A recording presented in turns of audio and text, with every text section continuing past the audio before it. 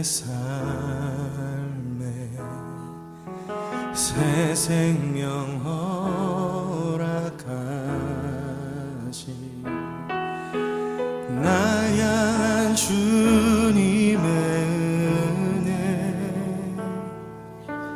놀라운 주님의 사랑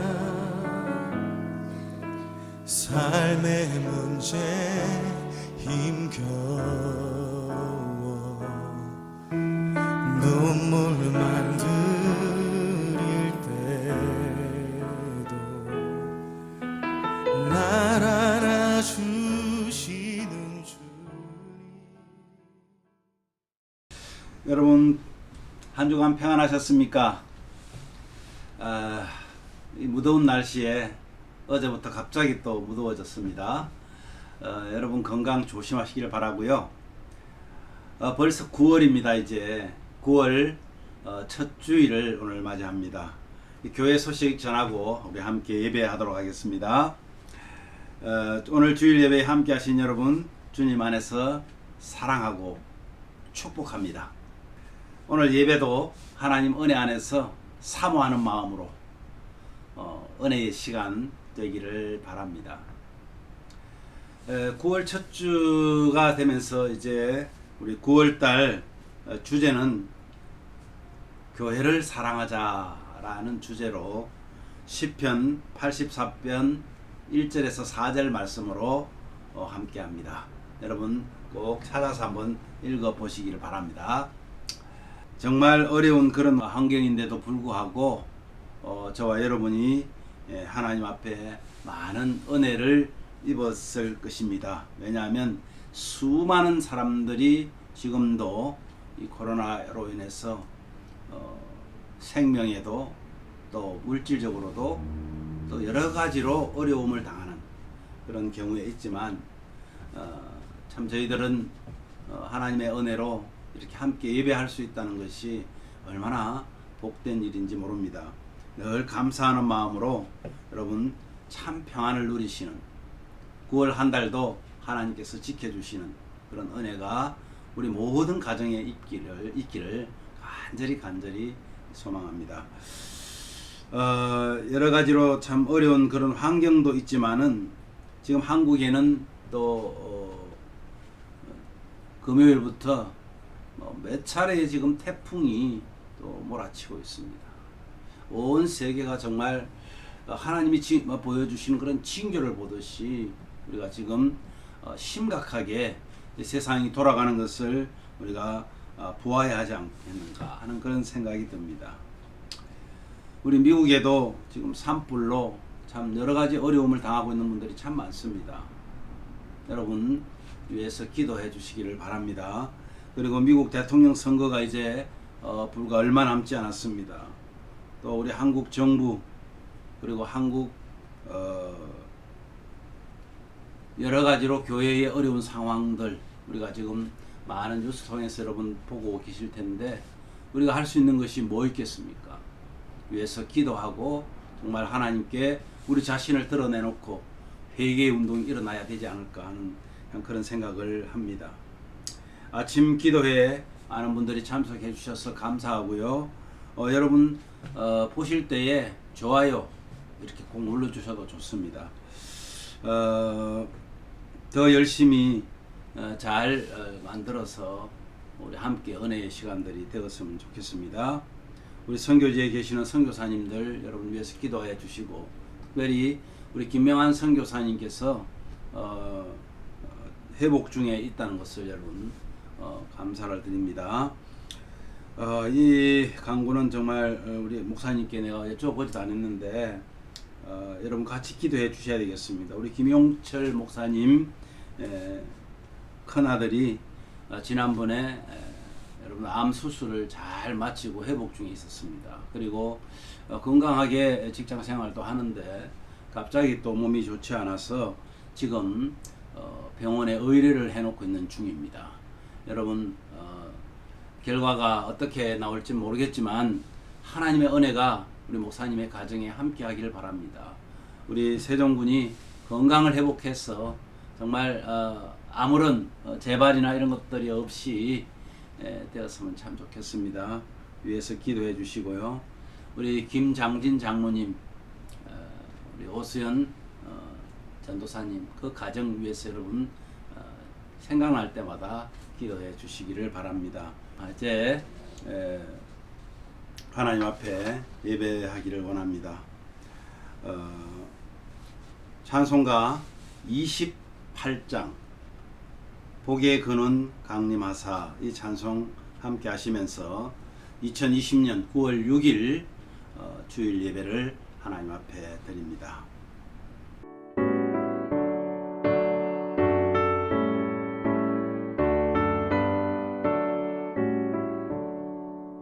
복의 근원 강림하사 찬송하게 하소서. 한량없이 자비하심 증명할 길 없도다. 천사들의 찬송가를 내게 가르치소서. 구속하신 그 사랑을 항상 찬송합니다. 주의 크신 도움 많아 이때까지 왔으니 이와 같이 천국에도 이르기를 바라네. 하나님의 품을 떠나 죄에 빠진 우리를 예수 구원하시려고 보혈 흘려주셨네.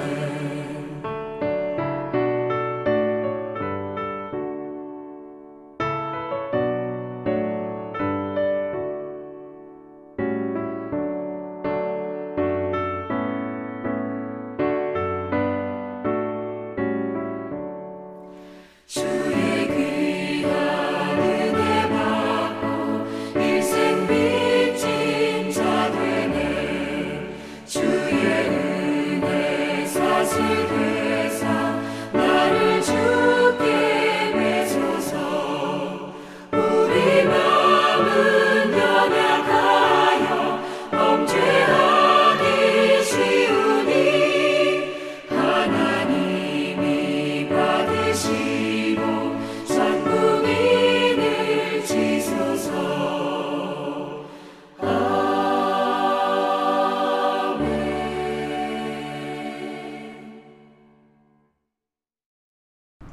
아멘. 만군의 여호와여, 주의 장막이 어찌 그리 사랑스러운지요. 주의 집에 사는 자들은 복이 있나니 그들이 항상 주를 찬송하리이다. 형제들아, 내가 하나님의 모든 자비하심으로 너희를 권하노니 너희 몸을 하나님이 기뻐하시는 거룩한 산 제물로 드리라. 이는 너희가 드릴 영적 예배니라. 아멘. 사도신경으로 우리 신앙을 고백합니다. 나는 전능하신 아버지 하나님, 천지의 창조주를 믿습니다. 나는 그의 유일하신 아들 우리 주 예수 그리스도를 믿습니다. 그는 성령으로 잉태되어 동정녀 마리아에게서 나시고 본디오 빌라도에게 고난을 받아 십자가에 못 박혀 죽으시고 장사된 지 사흘 만에 죽은 자 가운데서 다시 살아나셨으며 하늘에 오르시어 전능하신 아버지 하나님 우편에 앉아 계시다가 거기로부터 살아있는 자와 죽은 자를 심판하러 오십니다. 나는 성령을 믿으며 거룩한 공교회와 성도의 교제와 죄를 용서받는 것과 몸의 부활과 영생을 믿습니다. 아멘. 오늘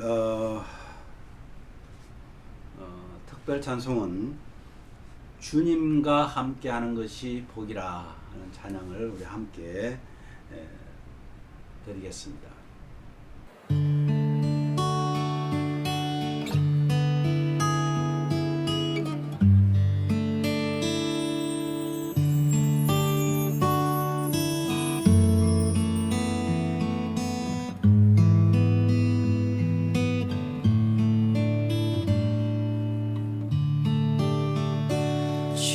주님과 함께 하는 것이 복이라 주님의 마음 아는 것이 축복이라 주님과 함께 걷는 것이 복이라 주님의 사랑 노래함이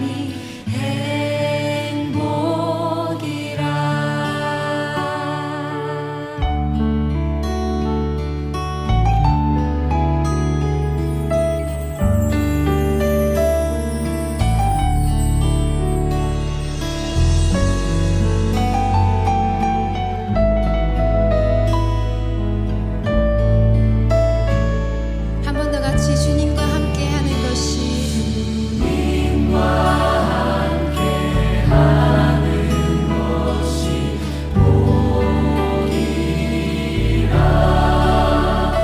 주님의 마음 아는 것이 축복이라 주님과 함께 걷는 것이 복이라 주님의 사랑 노래함이 행복이라 주님 주신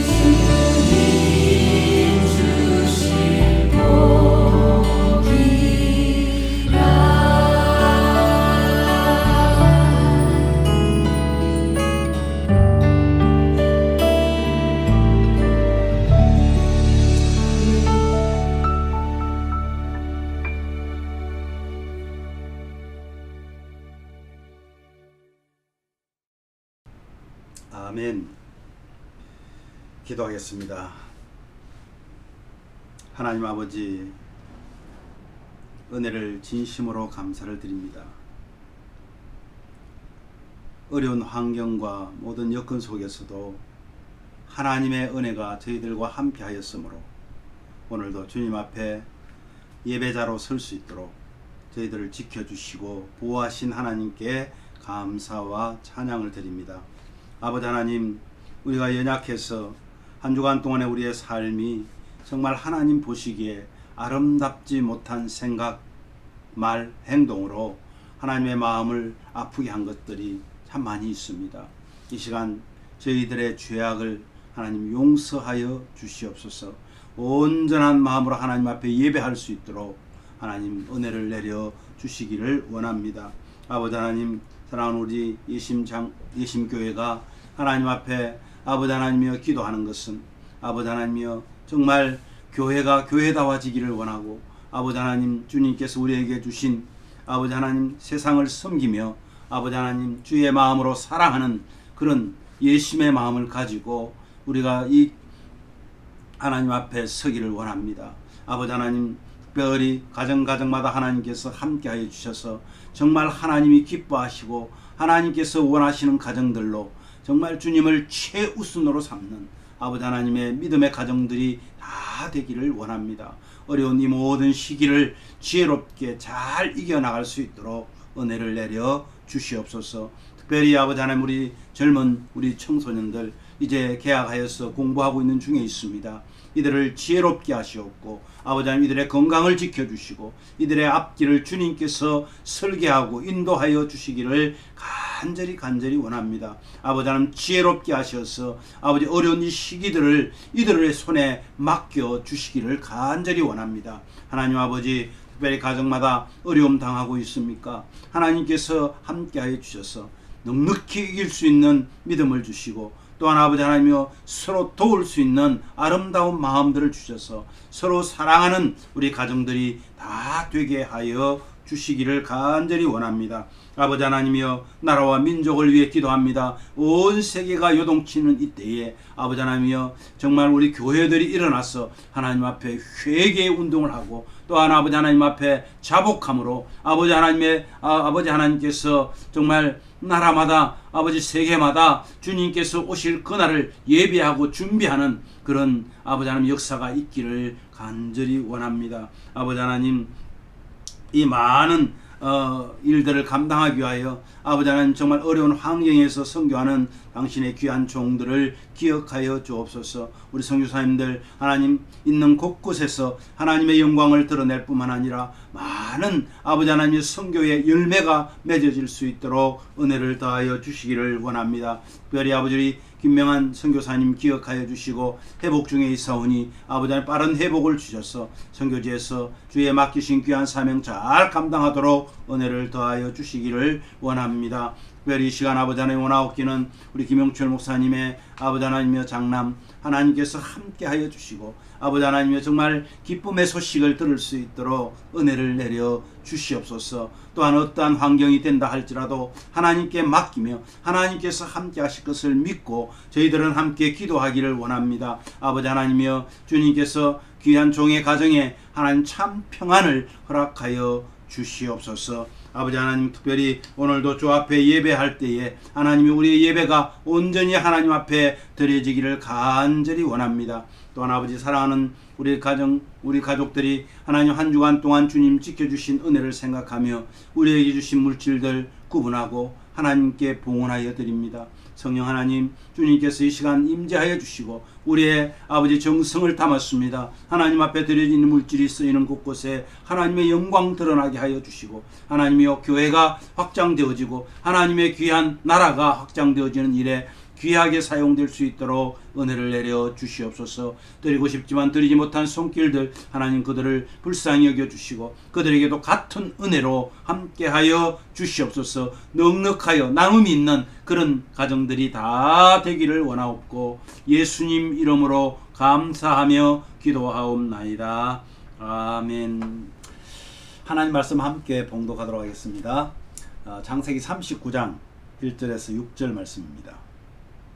창세기 39장 1절에서 6절 말씀 우리 한 목소리로 하나님 말씀을 봉독합니다.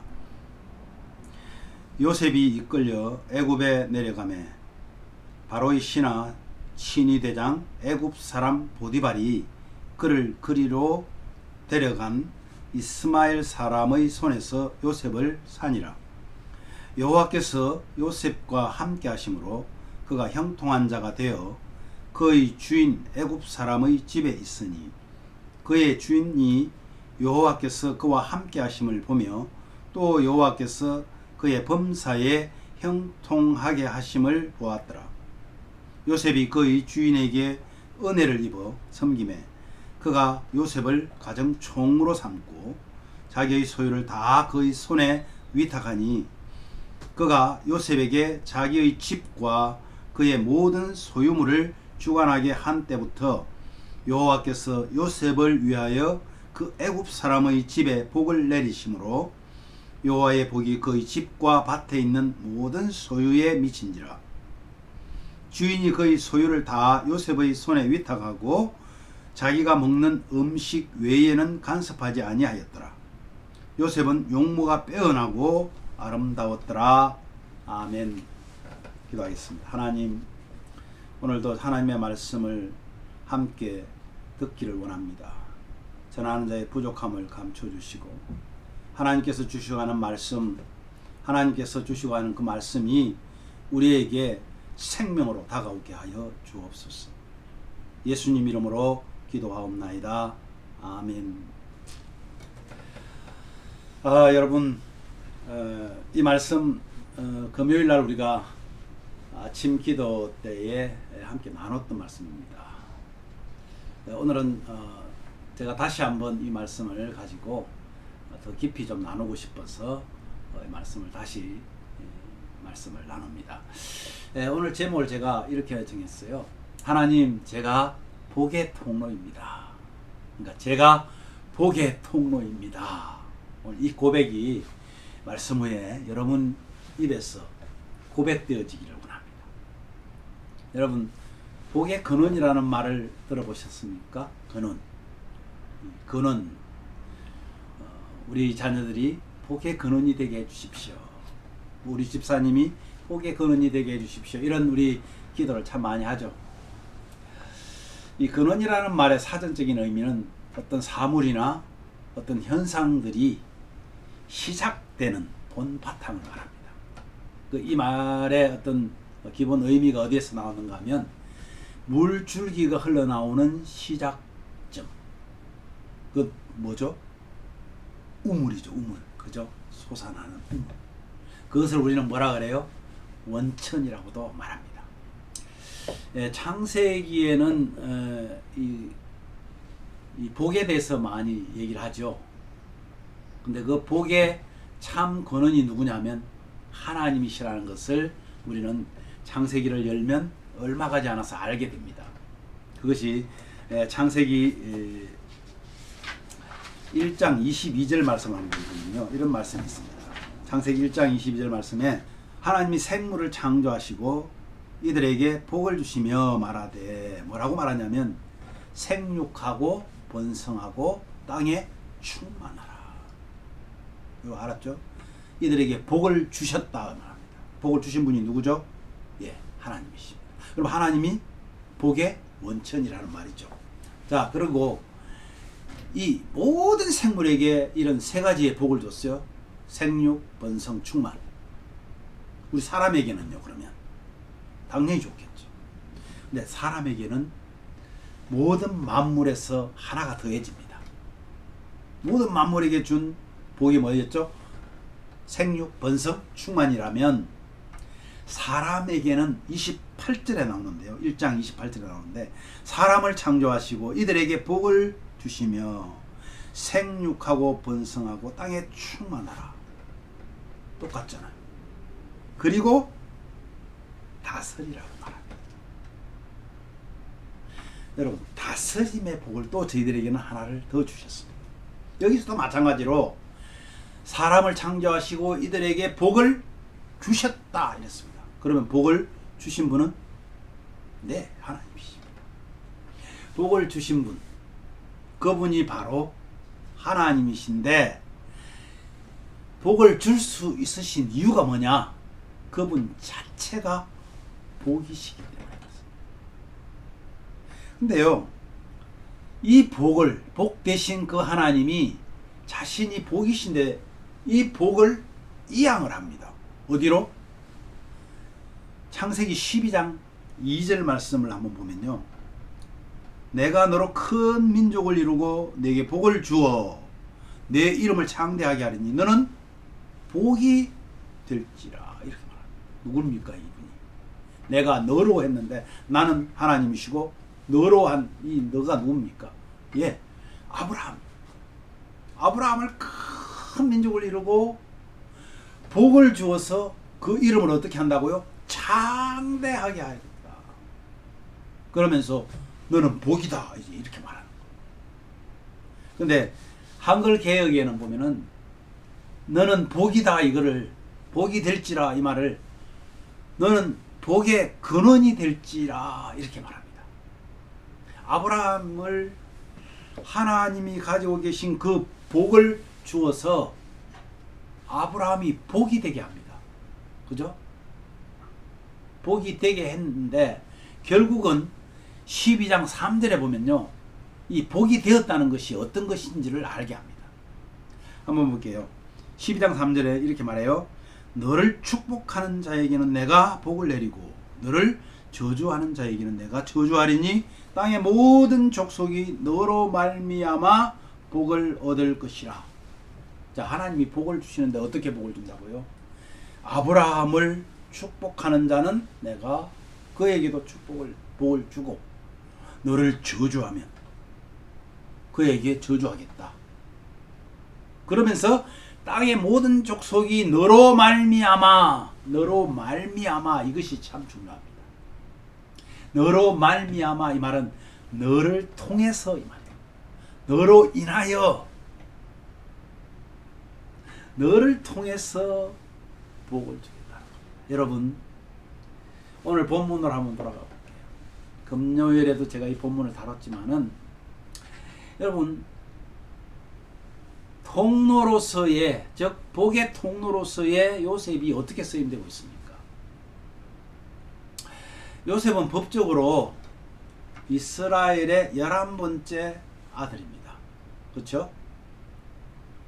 이 11번째 아들로서 상속자의, 그러면 즉 장자가 될 자격이 있나요, 없나요? 없죠. 어떤 분들은 라헬의 아들이기 때문에, 야곱이 더 사랑한 자의 아들이었기 때문에 아닙니다. 서열상으로 11번째예요. 11번째. 그럼에도 불구하고 그를 이스라엘의 4대 족장으로 세웠습니다. 여러분, 여기서 우리는 족장에 대해서 좀 알아야 돼요. 족장은요, 상속자입니다. 즉 장자가 받을 수 있는 것이 족장이에요. 참, 그런데 희한한 것은 1대 족장, 2대 족장, 3대 족장까지도 자격이 안 되는, 자격 미달자들입니다. 아브라함은 어떤 자입니까? 그가 하나님을 잘 믿은 자였습니까? 처음부터? 아닙니다. 그는요, 우상을 만들어서 파는 집안의 아들이에요. 그런데 그를 하나님이 택했다는 겁니다. 왜요? 상속자 삼으려고. 이삭은 그럼 어때요? 이삭은 자격이 있는가요? 그도 형이 있었어요. 이스마엘이라는 형이 있었습니다. 그런데 하나님이 그를 상속자로 택한 거예요. 야곱은 어떤가요? 형이 있었어요. 에서. 그런데 하나님께서 야곱을 상속자로 택했어요. 요셉도 내가 말했죠. 10명의 형들이 있는데 제치고 족장이 됩니다. 하나님이 택했다. 이 1대부터 4대 족장까지 자격 기준에 미달했다는 것을 제가 지금 밝힙니다. 왜? 안 그러면 우리가 불리해요. 저와 여러분이 불리해요. 여러분, 이들이 자격이 없다는 것이 얼마나 우리에게 큰 위로요, 은혜인지 모릅니다. 상속자인 이 장자, 그 상속자는 도대체 무엇을 상속받는다는 겁니까? 그때 당시에는요, 세상 나라 법에는 상속자는 아버지의 재산, 아버지의 재산에 상속을 받는데, 다른 형제가 아무리 많아도 2배의 재산을 받습니다. 다른 형제들보다. 그런데 우리는 그러면 어떤 상속을 받습니까? 그것은 하나님 나라를 상속받습니다. 여러분, 이거 정말 대단한 거예요. 그렇다면 그 족장들은 왜 2배를 받느냐는 거예요. 장자는. 그것은 내가 받은 그 2배를 가지고 나만 먹고 잘 사는 것이 아니라는 거예요. 형제들이 있다면 그 형제들에게 잘못 살고 있는 좀 어려운 자들을 함께 도와서 나누어서 잘 살게 하는 그런 의미로 상속을 하는 겁니다. 이 족장들은 한 민족을 대표하는 사람입니다. 민족의 대표는 그럼 어떻게 해야 돼요? 그 민족을 복되게 해야 될 의무를 지니는 거예요. 그러면 하나님 나라의 상속자인 대표는 어떻게 해야 돼요? 하나님 나라를 소유하는 그 상속자는 하나님을 모르는 그들에게 하나님 나라를 소유할 수 있도록 해야 할 의무를 가진다는 것입니다. 하나님께서 크게 말하면 세계 또는 나라, 그리고 내가 속한 민족, 사회, 공동체, 가정에 이르기까지 하나님이 주시는 복을 받아서 그 복을 흘러 보내는 것, 이것이 상속자가 가질 수 있는 가장 특권입니다.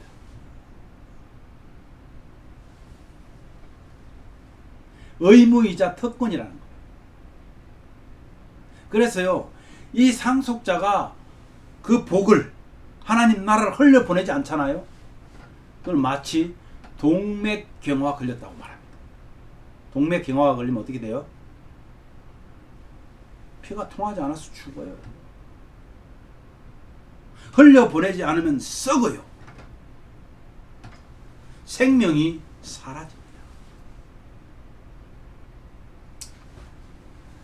그런데 이 상속자라는 말을 우리는 다른 말을 할 수 있는데, 그것이 바로 뭐냐면 구원받았다는 자, 구원받은 자다, 이렇게 말할 수 있습니다. 구원받은 자는 상속자임을 말하고 있습니다.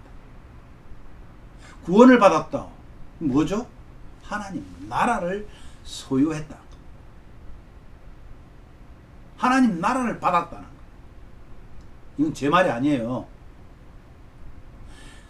사도 바울 선생은요, 사도 바울은요, 디도스 3장 7절에 이렇게 말씀합니다. 우리로 그의 은혜를 힘입어 의롭다 하심을 얻어 영생의 소망을 따라 상속자가 되게 하려 하십니다. 뭐라고요? 우리로 그의 은혜를 힘입어, 하나님이 주신 은혜를 힘입어 우리가 의롭게 되고, 그 의롭게 됨을 통해서 영생의 소망을 따라서 영생을 얻은 자로서의 그 소망을 가지고 상속자가 되게 했다는 것.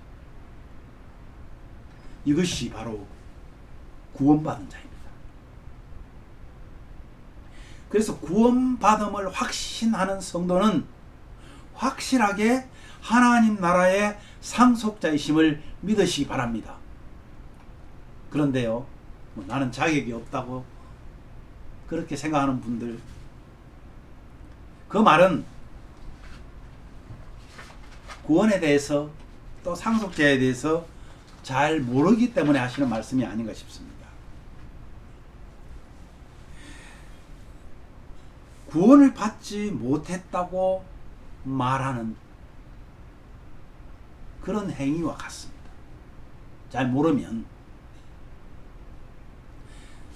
왜 그러냐면요, 바울 사도가 그것을 정확하게 말씀을 해줘요. 구원은 나의 어떤 공로 또는 선행, 어떤 자격을 갖춘 자가 받는 것이 아니라는 것입니다. 바울 사도는요, 우리가 구원받은 상태를 로마서 5장 8절에서 뭐라고 표현하냐면 이렇게 말합니다. 우리가 아직 죄인 되었을 때에 그리스도께서 우리를 위하여 죽으심으로 우리가 뭐 됐다고요? 구원받았다. 우리가 아직 죄인 되었을 때, 이 내가 뭐 좀 이렇게 세상에서도 잘 나가고 선행도 많이 하고 신문에도 이름이 막 나고 이럴 때가 아니라, 내가 죄인으로 갇혀서 지금 죽을 날만 기다리는 거예요. 이 죄인은요, 사형 선고를 받은 죄인입니다. 그런 사형 선고를 받은 죄인이 죽을 날만 기다리고 있는데, 그리스도라는 분이 와서 나를 위해서 대신 죽었다는 거예요. 그러니까 무슨 자격이 주어져요? 구원의 자격이 주어져 버린 거예요. 내가 취한 것이 아니라 그분이 나를 자격자로 만들어 주셨다. 그래서 아브라함도 이삭도 야곱도 요셉도 상속자로서의 자격을 갖췄기 때문에 족장 삼은 것이 아니라는 겁니다. 이것은 순전히 하나님의 은혜였다. 순전이라는 말은요, 순도 99.99%의 순금이 아닙니다. 순도 100%의 금, 100% 하나님의 은혜였다, 이런 말씀. 그런데 족장이 되면 어떨까요? 좋은 것도 많죠. 그죠? 누리는 것이 많으니까. 그런데 이 족장이 간택이 되면요, 하나님께서는 훈련을 시킵니다. 족장으로서의 역할을 감당하게 하기 위해서 하나님께서는 훈련시켰던 것을 우리는 말씀을 통해서 볼 수가 있습니다. 그래서요, 그 족장이 되면 인내하고 견뎌야 될 것들이 많아요. 간택이 되면 웨스트 포인트에 들어가면요, 육군사관학교에 들어가면 간택이 되면 거기에는 좋은 것만 기다리는 것이 아니라는 겁니다.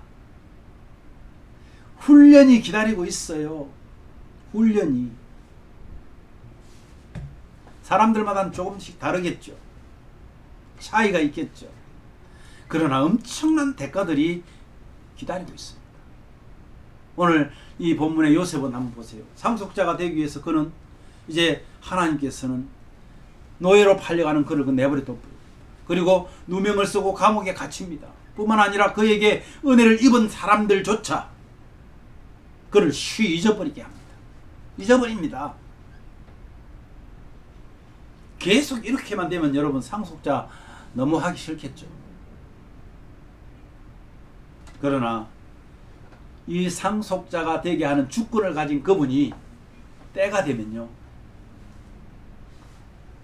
그 결과는 자기 민족 이스라엘을 살리는 족장으로서의 자리에 우뚝 서게 됩니다. 흔들리지 않는 자리에 서게 됩니다.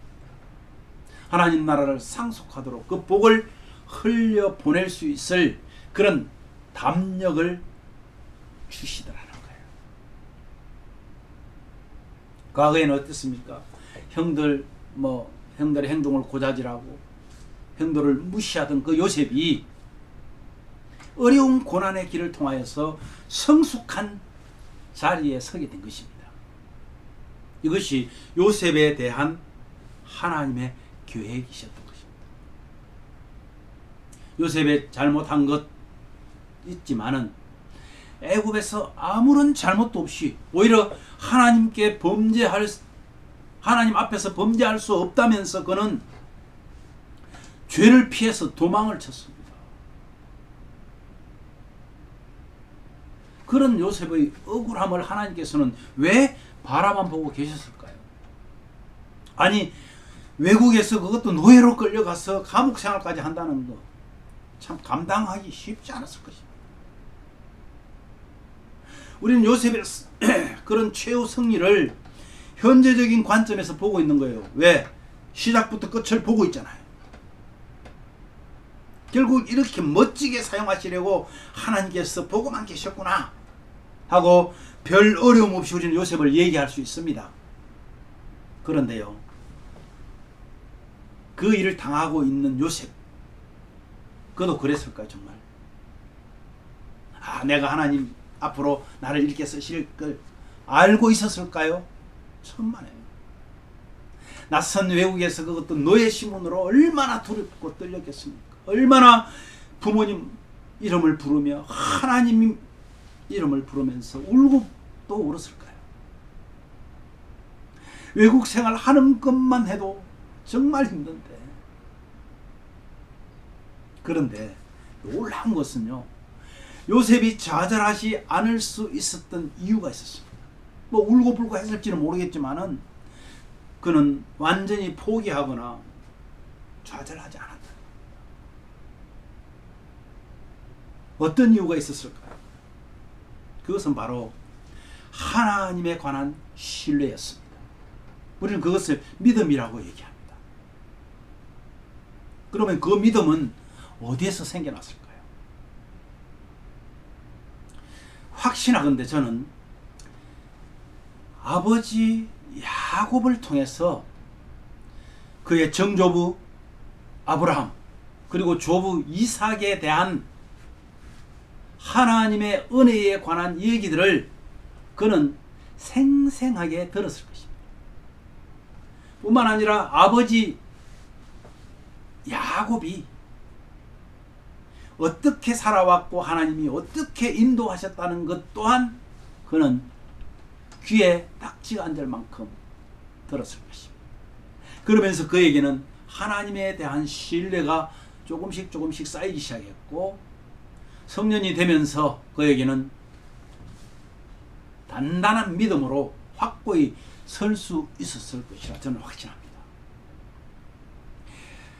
그러니 한참의 혈기였잖아요. 혈기왕성한 그 청년에게 출세할 수 있는 기회를 제공합니다. 누가? 사탄이. 그러나 요셉은 하나님께 범죄할 수 없다. 내가 하나님 앞에서 범죄할 수 없다면 거절하면서 도망했던 거예요. 얼마나 여러분 그거 받아들였으면 그는 노예에서도 벗어날 수 있었을 것입니다. 그런데 그는 반드시 하나님이 나와 함께 하실 것이라는 분명한 신앙을 가졌기 때문에 그는 상속자로서 그에게 주어진 복을 흘러보낼 수 있는 그런 믿음의 자리에 설 수 있었습니다. 하나님이 그와 함께 하셨습니다. 계속해서 이 39장의 말씀에는 이 요셉을 하나님이 함께 하셨다고, 즉 하나님이 복을 그에게 그냥 주신 거예요. 2절 말씀해 볼게요. 2절 말씀해 보니까 뭐라고 그래요? 여호와께서 요셉과 함께 하심으로 그가 형통한 자가 되어 그의 주인 애굽 사람의 집에 있으니, 3절에 그의 주인이 여호와께서 그와 함께 하심을 보며 또 여호와께서 그의 범사에 형통하게 하심을 보았더라, 이렇게 말합니다. 그리고 여호와께서 계속적으로 함께 하시는 것을 우리는 볼 수 있습니다. 이렇게 하나님을 의지하고 복을 받게 되면요, 하나님 앞에 그 복이 잘 흘러갈 수 있도록 해야 되는데 반드시 방해꾼이 나타납니다. 사탄은 하나님의 백성이 하나님과 친한 것을 꼴을 못 보는 그런 거짓된, 결국요 보디발 아내에게 사탄은 음란의 생각을 넣어 이 요셉을 유혹하게 하잖아요. 이 복의 통로를 아까 말씀드린 것처럼 동맥경화를 걸리게 해서 팍 막아버리려고 하는데 요셉은 믿음이라는 수술 도구를 꺼내서 확 잘라버립니다. 그로 인해서 엄청난 대가를 보잖아요. 상이 아니라 매를 맞고 갇히고. 요셉은 그럼에도 불구하고 하나님께서 가는 곳마다 복을 냅니다. 감옥 안에서도요 복을 받았습니다. 20절 이하에 보니까 뭐라고 그래요? 여호와께서 요셉과 함께 하시고 간수장에게 은혜를 받게 합니다. 뿐만 아니라 22절에 보니까 여호와께서 요셉과 함께 하시고 했죠. 그 다음에 또 23절에서도 여호와께서 요셉과 함께 하심으로 여호와께서 그를 범사에 형통하게 하셨다. 여호와께서 그를 범사에 형통하게 하셨다.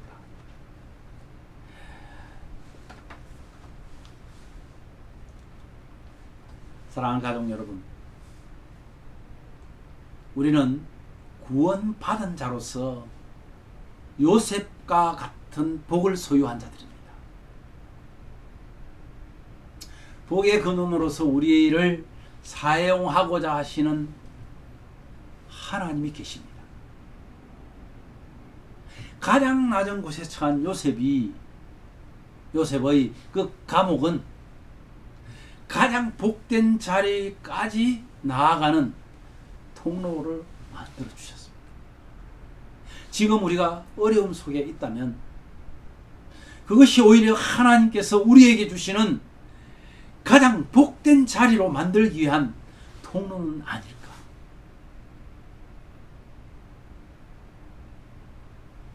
하나님께서는 창세전부터 재림하실 그때까지 현재로 모든 만물과 인류를 보고 계시면서 운영하고 계십니다. 하나님의 늘 현재적, 하나님 앞에는 시간이 없습니다. 하나님은 늘 현재만 있습니다. 오늘 저와 여러분에게도 개인적으로도 국가적으로도 세계적으로도 하나님은 그렇게 운영하고 계신다. 그래서 우리가 애타게 어려움을 벗어나고자 노력하고 기도하지만 때로는 하나님이 하나님의 때까지 내버려 두시는 거예요. 왜요? 그 결과를 아시기 때문입니다. 왜? 요셉처럼 든든한 그 복을 쏟아낼 수 있는 통로로 만들기 위해서. 우리가 가는 과정이 어떠하든지, 요셉이 가는 과정이 어떠하든지 하나님의 뜻이 성취된 것처럼 우리도 그렇게 될 것입니다. 그렇게 믿으시기를 바랍니다. 여러분 한번 따라해 주실래요? 하나님, 제가 복의 통로입니다. 하나님, 제가 복의 통로입니다. 저와 여러분을 통해서 이루시고자 하는 하나님의 그 뜻은 반드시 이루시는 하나님이심을 우리는 찬양합니다. 하나님 아버지 감사합니다. 우리가 복의 통로라니요. 제가 복의 통로입니다. 우리를 사용하여 주시옵소서. 어떠한 어려움이 우리를 기다린다고 해도 하나님께서는 우리를 아십니다. 우리의 결과를 아십니다. 주님, 견딜 수 있는 힘을 주시고 우리를 사용하여 주시옵소서. 한 주간 동안 주님께서 요셉과 함께 하셨던 것처럼 우리를 형통하게 인도하여 주옵소서. 예수님 이름으로 기도하옵나이다. 아멘. 찬송가 615장입니다. 그 큰 일을 이루신 하나님께. 우리 이 찬양 하시고 예배를 마치도록 합니다.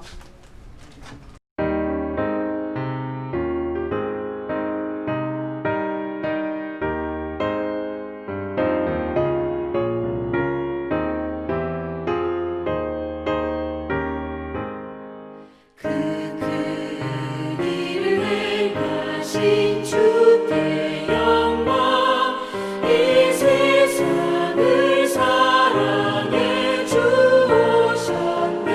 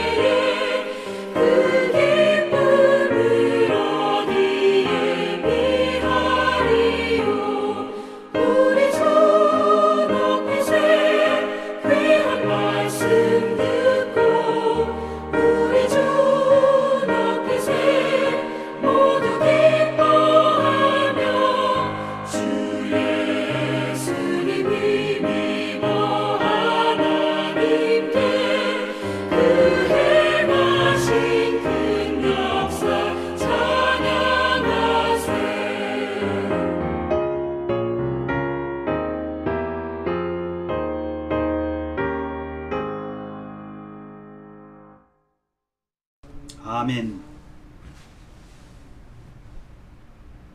지금은 우리 주 예수 그리스도의 은혜와 하나님 아버지의 그 크신 사랑하심과 성령님의 교통, 충만, 역사하심이 우리를 상속자 삼으시고 하나님 나라의 그 복을 흘려보내는 통로로 삼으시기를 원하는 그 하나님의 뜻을 아는, 그것을 믿는 우리 예심 가족들 머리 위에와 지금도 그 복음을 가지고 선교지에서 선교하는 사랑하는 우리 선교사님들 머리 위에 지금부터 영원토록 함께 있을지어다. 아멘. 여러분 감사합니다. 이 더위에 정말 건강 잘 챙기셔야 되고요. 우리는 상속자로서 꿀릴 것이 없습니다. 담대하게 한 주간 동안을 승리하며 사시기를 기도합니다. 감사합니다.